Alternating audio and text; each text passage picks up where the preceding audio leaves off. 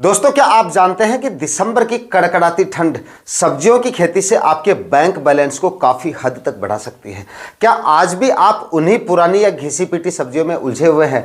अगर हाँ, तो इसी वजह से, ऐसी ही सब्जियों की वजह से आप सब्जियों से ज्यादा कमाई नहीं कर पा रहे हैं। लेकिन दोस्तों, आज मैं आपको सब्जियों की दो ऐसी फसलों के बारे में जानकारी देने वाला हूं जिनकी बुआई अगर आने वाले सीजन में आपने कर दी, अगर थोड़ा समय लेकर भी आप इन दोनों सब्जियों की बुआई आने वाले सीजन में करते हैं, तो ये दोनों सब्जियां आपके बैंक बैलेंस को काफी हद तक बढ़ा सकती हैं, क्योंकि प्रॉफिट इन दोनों सब्जियों में आपको काफी जबरदस्त मिल सकता है। मंडी भाव आने वाले सीजन में इन दोनों सब्जियों के आसमान छूने वाले हैं। इतने जबरदस्त मंडी भाव और जबरदस्त उत्पादन इन दोनों सब्जियों से आपको मिल सकता है। आज इस वीडियो में इन दोनों सब्जियों के बारे में कंप्लीट जानकारियां आपके साथ शेयर करने वाला हूं। कौन कौन सी सब्जियां हैं, कब तक आपको इनकी बुआई करनी है, लगाने का सही तरीका और टॉप वैरायटियों के बारे में भी जानकारी मिलेगी। इसलिए वीडियो पे लास्ट तक आपको बने रहना है। और ये वीडियो अगर आपके लिए इंफॉर्मेटिव रहे तो इस वीडियो को लाइक और शेयर जरूर कर दीजिएगा।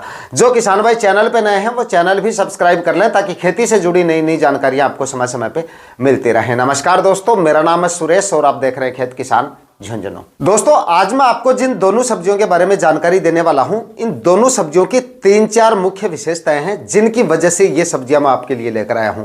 क्योंकि ज्यादा से ज्यादा प्रॉफिट देने के जो चांसेस है ना, वो काफी ज्यादा है इनमें। क्यों?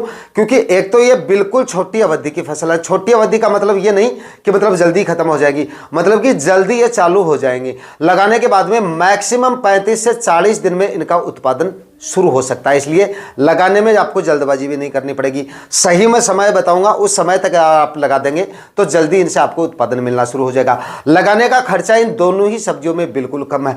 बिल्कुल कम खर्चे में आप इन दोनों सब्जियों को लगा सकते हैं। और बावजूद इसके भी इन दोनों ही सब्जियों के मंडी भाव 60, 65, 70 या 80 रुपए तक आपको मिल सकते हैं। यानी कि हाईएस्ट मंडी भाव इन दोनों सब्जियों के आपको मिल सकते हैं। और हाँ, रोग बीमारियों का इन दोनों ही सब्जियों में कोई ज्यादा झंझट भी आपको देखने को नहीं मिलेगा। इसलिए नए और जो कम नॉलेज वाले किसान भाई हैं, जिनको सब्जियों की खेती का मतलब अनुभव कम है, वो किसान भाई भी इन दोनों सब्जियों को आसानी से लगाकर और आसानी से जोरदार उत्पादन ले सकते हैं। मतलब कम दिनों में और कम खर्चे में दोनों सब्जियों को लगाकर काफी जोरदार कमाई आप आने वाले सीजन में कर सकते हैं। जिनमें से पहले नंबर की दोस्तों हमारी जो फसल है वो है तरककड़ी की खेती। भाई, लगाने के बाद में सिर्फ 35 से 40 दिन में आपकी फसल आपको उत्पादन देना शुरू कर देती है। लेकिन अब अगर हम इसको सर्दियों में लगाते हैं तो थोड़ा सा समय जो है ये ज्यादा ले लेती है, लेकिन फिर भी आपकी बाकी सब्जियों के मुकाबले जल्दी ही ये आपको उत्पादन देना शुरू कर देती है। रोग बीमारियां इसमें आपको काफी कम देखने को मिलती हैं।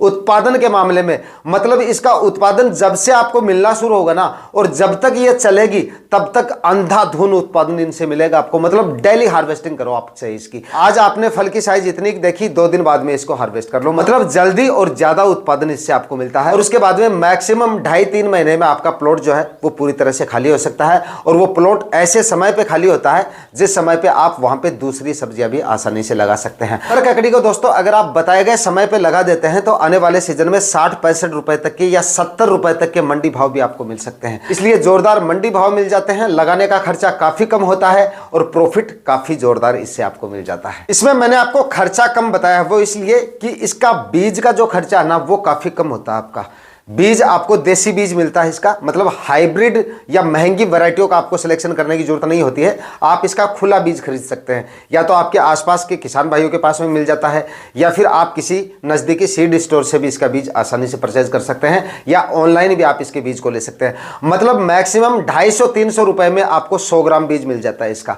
तो बीज का खर्चा बाकी सब्जियों के मुकाबले काफ़ी कम होता है, क्योंकि दोस्तों बाकी सब्जियों के बीज इतने ज़्यादा कॉस्टली आते हैं कि मतलब ज्यादातर जो खर्चा हो जाता है हमारा बीज में हो जाता है। इसलिए बीज का खर्चा इसमें काफी कम हो रहा है हमारा।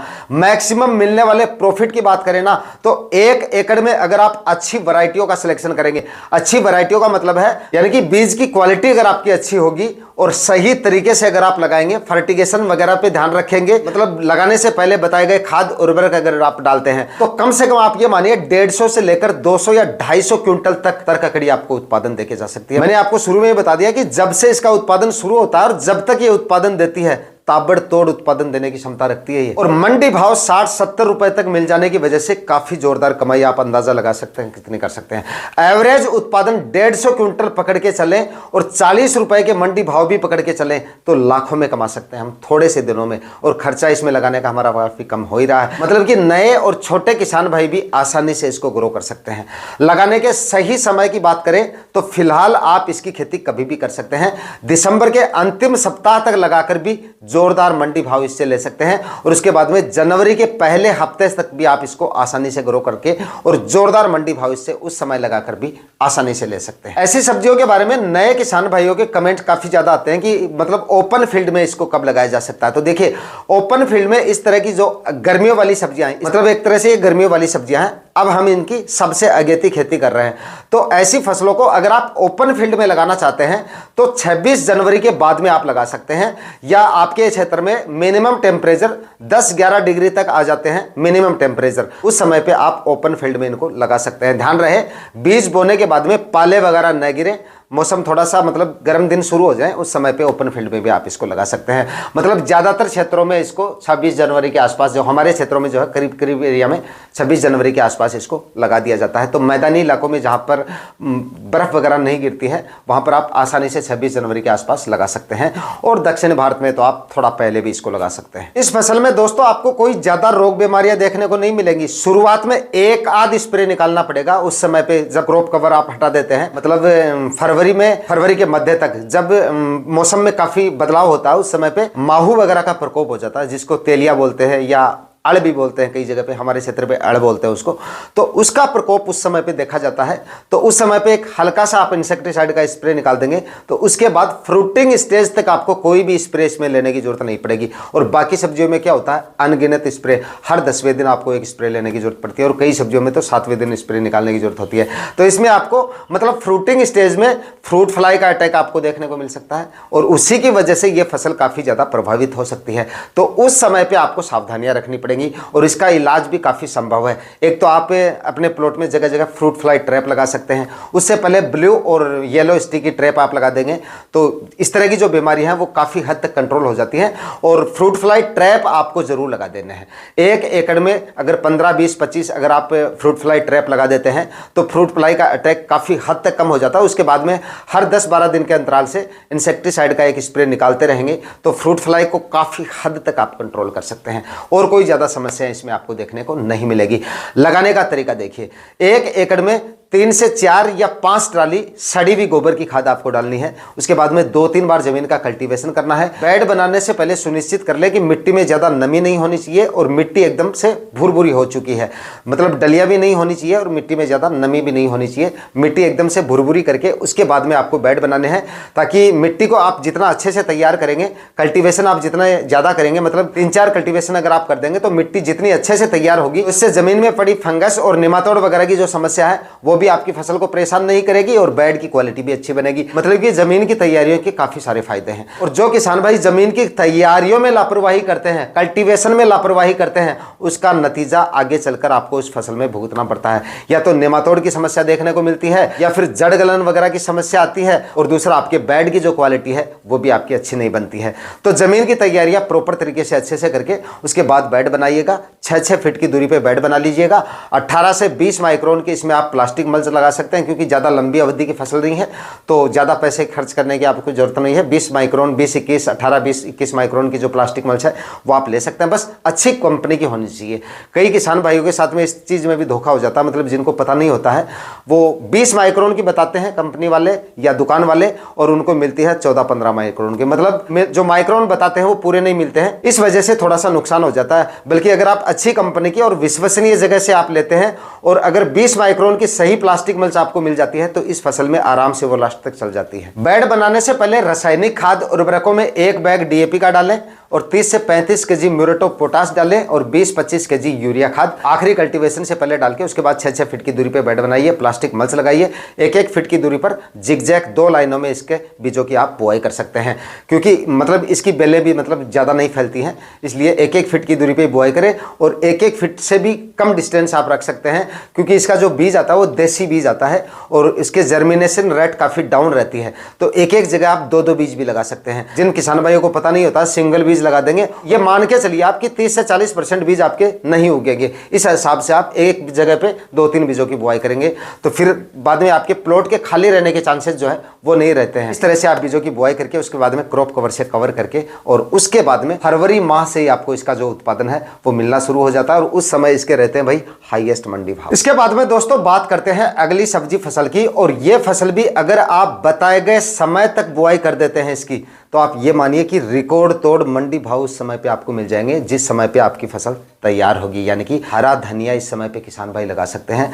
अब लगाए गए धनिये के जिस समय पे आपकी फसल तैयार होगी, जितने मंडी भाव आपके अब चल रहे हैं ना आपकी मंडियों में, उससे 3-4 गुना तक एक्स्ट्रा मंडी भाव उस समय पे हो जाएंगे। क्यों हो जाएंगे? क्योंकि उस समय पे पुरानी जो फसलें हैं वो मार्केट में आनी बंद हो जाएंगी या बिल्कुल कम हो जाएंगी। शादी ब्याह के सीजन शुरू हो जाएंगे, इसलिए मार्केट में सप्लाई कम रहेगी और डिमांड बढ़ने की वजह से इसके भाव आपको काफी जोरदार उस समय पे मिल सकते हैं। लेकिन मिलेंगे तभी जब आप इसकी बताए गए समय पे खेती करेंगे। यह भी दोस्तों बिल्कुल छोटी अवधि की फसल है। लगाने के बाद में 35-40 दिन में आपको यह उत्पादन देना शुरू कर देती है। लगाने का खर्चा इसमें भी बिल्कुल ना के बराबर है, यानी कि पहली फसल से भी कम खर्चे में आप इस फसल को लगा सकते हैं और थोड़े दिनों में तैयार हो जाती है। ना कोई रोग बीमारियों का झंझट, ना ही कोई फर्टिगेशन वगैरह का झंझट।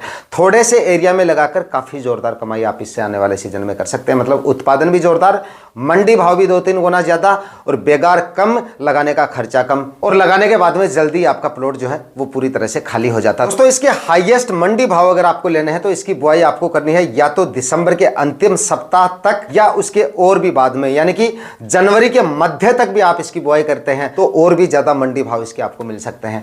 मतलब प्लॉट खाली पड़ा है तो आप इसकी बुआई अभी कर सकते हैं दिसंबर के अंतिम सप्ताह तक, या फिर जनवरी माह में भी लगाते हैं तो मतलब जितना लेट करेंगे ना आप उतने ही ज्यादा मंडी भाव में आपको बढ़ोतरी देखने को मिलेगी।